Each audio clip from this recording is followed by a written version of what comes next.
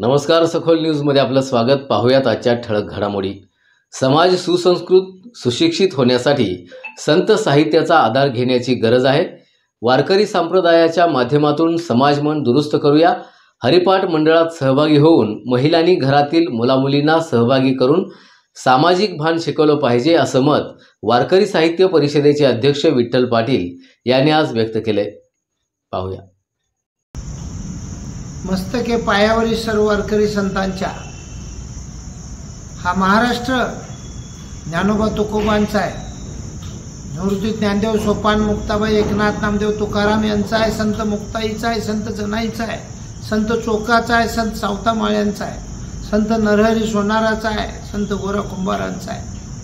हा महाराष्ट्र पथ्य ते नाम विठोबाचे अनेक नवाचे सेवी सांगणारा आहे. आणि पुंडलिका भेटी परब्रह्मालेगा चरणी वाहे भीमा उद्धरी जगा. पंढरीला येणाऱ्या भक्तांचा उद्धार करणारा हा विठोबाचा महाराष्ट्र आहे. आणि या महाराष्ट्रामध्ये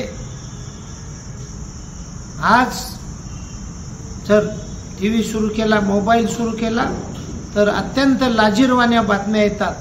महिलांच्यावर अत्याचार, महिलांच्यावर अत्याचार. चाललंय काय छत्रपती शिवरायांच्या महाराष्ट्रामध्ये? मानवता सांगणाऱ्या शाहू फुले आंबेडकरांच्या महाराष्ट्रामध्ये. आणि म्हणून शर्मेनं मान खाली घालावी लागते. अशा वेळी वारकरी संप्रदायाचे सर्व पाईक कुठं गेलेले आहेत, त्यांची जबाबदारी काय आहे? आणि ही भूमिका तमाम पांडुरंगाच्या ज्ञानोबा तुकोबांच्या वारकऱ्यांनी लक्षात घेतली पाहिजे. पोलिसांचं काम करतील, राज्यकर्त्यांचं काम करतील.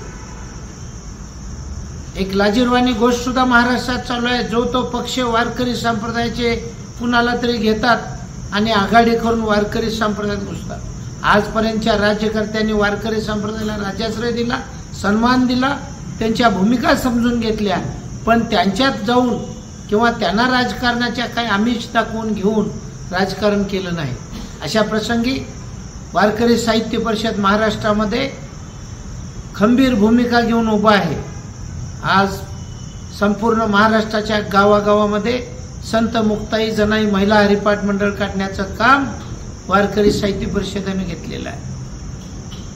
संपूर्ण महापालिका आणि शहराच्या क्षेत्रामध्ये वार्डात संत मुक्ताई जनाई महिला हरिपाठ काढण्याचं काम वारकरी साहित्य परिषदेने हातात घेतलेलं आहे. एकल्याचा नव्हे हा खेळ म्हणून मिळविला मेळ या भूमिकेतून तुम्ही आम्ही आता काम करावं लागेल. आणि जातीपातीच्या तेढ सोडवायचे असतील तर विष्णुमय जग, वैष्णवांचा धर्म, भेदाभेद भ्रममंगळ या भूमिकेतून आता काम करावं लागेल. आणि ही जबाबदारी वारकरी संप्रदायाने घ्यावी लागेल. यासाठी आमची माऊली कंटाळली तर कुठं जाऊ शकत नाही. म्हणून हरिपाठ मंडळात आलं पाहिजे, हरिपाठाची भूमिका घेतली पाहिजे. एखाद्या गावच्या मंदिरात, सभागृहात गेलं पाहिजे, पावलं टाकली पाहिजेत, उड्या मारल्या पाहिजे, हरिपाठ गायला पाहिजे, त्याचा अर्थ समजून घेतला पाहिजे. आणि त्यामध्ये आपल्या घरातील तरुण छोटी मुलं मुली आहेत त्यांना सामावून घेतलं पाहिजे, त्यांच्यावर संस्कार केले पाहिजेत, मुलांना सामाजिक भान शिकवलं पाहिजे, कुटुंबातील लोकांना सामाजिक भान शिकवलं पाहिजे, मुलींना चारित्र्याचं महात्म्य सांगितलं पाहिजे. आणि अशा पद्धतीनं हा जो समाज आहे तो सुसंस्कृत झाला पाहिजे, सुरक्षित झाला पाहिजे. त्यासाठी सात्विकता आणण्यासाठी संत साहित्याचा आधार घेण्याची गरज आहे.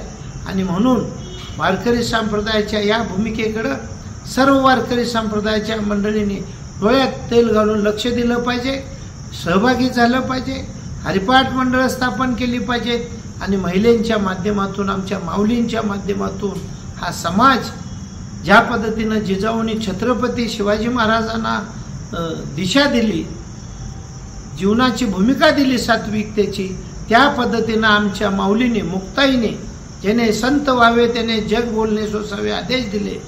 आमच्या जनाईने सांगितलं, ज्ञानदेवा बोला अभंग. नारीला 13व्या शतकात व्यासपीठ प्रमुख करण्याचा अधिकार वारकरी संप्रदायानं दिला. त्या माऊलींना घेऊन हा समाज उभा करण्यासाठी तुम्हाला आम्हाला काम करावं लागेल. आणि त्यासाठी आपण काम करूया.